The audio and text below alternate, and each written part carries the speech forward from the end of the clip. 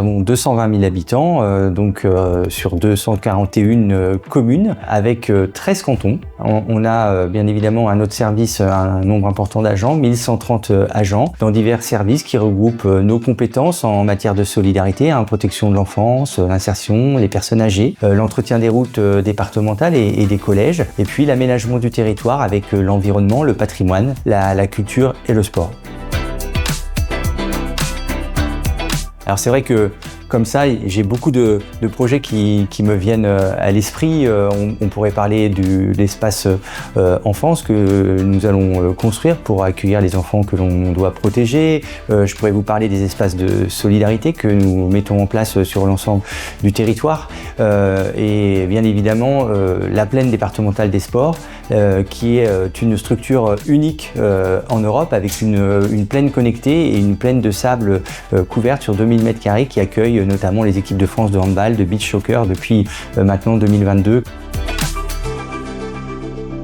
Nous avons la fibre à l'habitant au 100% pour 2025, nous l'avions promis. C'est un projet de 200 millions d'euros avec à peu près la moitié de finances publiques. En juillet prochain, l'ensemble des Indriens seront connectés à la fibre, ce qui permet sur un territoire rural comme le nôtre d'avoir les mêmes services que sur les grandes villes et donc de pouvoir attirer à la fois les entreprises mais aussi de garder nos habitants.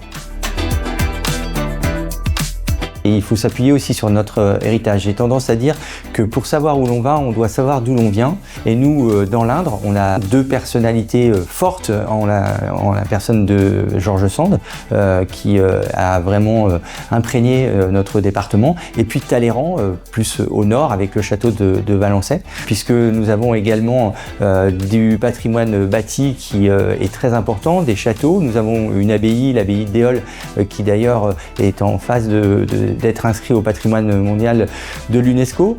Et puis l'héritage, j'allais dire aussi culinaire, puisqu'on a une histoire culinaire et nos producteurs sont là pour la faire perdurer. Ici, on fonctionne vraiment en équipe. On a tout de suite fait comprendre à nos agents que les élus, évidemment, impulsaient la dynamique sur le plan financier, sur le plan des idées, mais sans les agents, on ne pouvait rien faire. J'ai d'ailleurs souhaité visiter l'ensemble des services où on a pu échanger avec les collaborateurs et leur dire que finalement, les meilleurs ambassadeurs de notre département, c'était eux.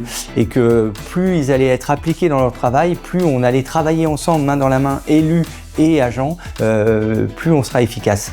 Et il s'avère qu'au bout de quelques années de ce début de mandat, eh bien, on se rend compte que cette dynamique est en place. Si je devais encore vous convaincre de venir dans notre département, je vous dirais que nous sommes sur un territoire préservé où on peut lier la vie professionnelle et la vie de famille.